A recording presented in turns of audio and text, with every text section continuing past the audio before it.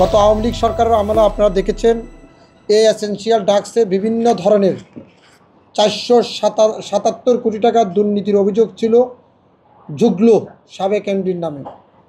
এর ধারাবাহিক 5 আগস্ট জুলাইয়ে গণ অভ্যুত্থানে আওয়ামী লীগ সরকার পালিয়ে যাওয়ার পরে আপনারা দেখেছেন আওয়ামী প্যাসিস্টের যে দূরত্ব ছিল, আওয়ামী সহযোগীদের যে দূরত্ব ছিল, সেই দূরত্বকে আমরা যতটুকু সম্ভব চেষ্টা করেছি একটি স্বাধীন সার্বভৌমত্ব সকল রাষ্ট্রের গুরুত্বপূর্ণ জায়গায় নিউটন ক্লিন ইমেজের লোকগুলো প্রতিষ্ঠিত হোক। সেখানে আপনার এডিসিএলের মতন একটি জায়গায় সকল ধরনের গত সরকারের আমলে দুর্নীতিগ্রস্ত লোকগুলো এখনও বসে আছেন। তারই ধারাবাহিক যদি আমি আপনাদেরকে উল্লেখ করে যে আপনারা এখানে যে পিছনে যে ছবি দেখছেন, এই যে এমডি আব্দুস সামাদের ভাতিজা অর্থাৎ নাজমুল হুদা পিএস, উনি পুরো এডিসিএলকে নিয়ন্ত্রণ করছেন। জিএম মনিরুল হক, আপনারা ছবিতে দেখেন জিএম মনিরুল হক, তিনি সরাসরি আওয়ামী লীগের মিছিলের নেতৃত্ব দিচ্ছেন এবং শেখ হাসিনার জন্মদিন পালন করছেন। এবং নাজমুল হুদা সরাসরি আওয়ামী লীগের নিক্সন চৌধুরীর সাথে সরাসরি সংযুক্ত এবং নজরুল ইসলাম সরাসরি সংযুক্ত। বগুড়ার মতো একটি জায়গা, শহীদ প্রেসিডেন্ট রাষ্ট্রপতি জিয়াউর রহমানের এলাকা, তার ছেলের ফাঁসির দাবিতে বিক্ষোভ করে এসেনশিয়াল ড্রাগসের মতো একটি জায়গায় সে এখনো প্রতিষ্ঠিত একজন জিএম হিসাবে বসে আছেন।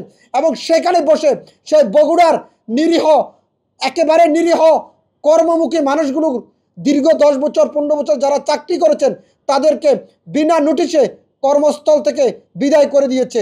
এবং জিএম বারবার হুঙ্কার দিয়ে বলছেন এখন সে বিএনপি করেন। একজন সরকারি চাকরিজীবী কখনো বলতে পারে না সে দল করেন।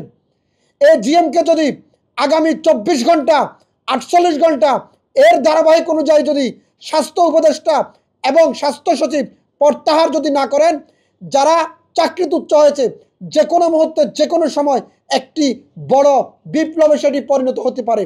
সে বিপ্লব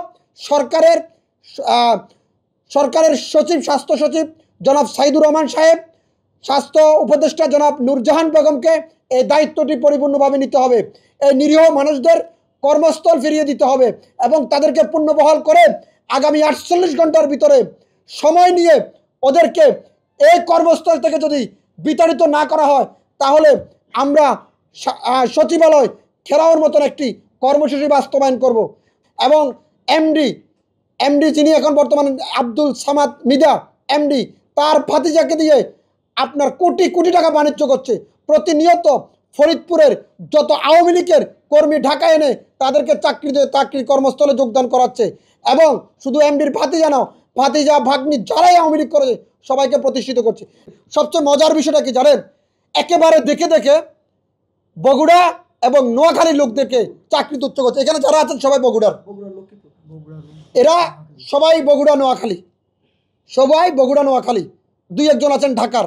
তাহলে আপনার দেখে দেখে তাদের চাকরিগুলো প্রত্যাহার করা হচ্ছে। এর উদ্দেশ্য এরা প্যাসিস্টকে এখনও পুনর্বাসন করার চেষ্টা করছে। অর্থাৎ কোনো সরকারি চাকরিজীবী রুলসে নাই আওয়ামী লীগের সরাসরি মিছিল করা, মিটিং করা এবং আওয়ামী লীগের মিটিংয়ে থাকা সত্ত্বেও তাদের ভিডিও ফুটেজ, তাদের ছবি, তাদের বিভিন্ন অপকর্ম থাকা সত্ত্বেও এদেরকে পুনর্বহালে এখনও কেন রয়েছে। আমি সম্মানিত উপদেষ্টা, প্রশাসন, সকল স্তরের নেতৃবৃন্দুর কাছে বিনয়ের সহিত অনুরোধ করব দ্রুত সময়ের ভিতরে তাদের বিরুদ্ধে ব্যবস্থা গ্রহণ করতে।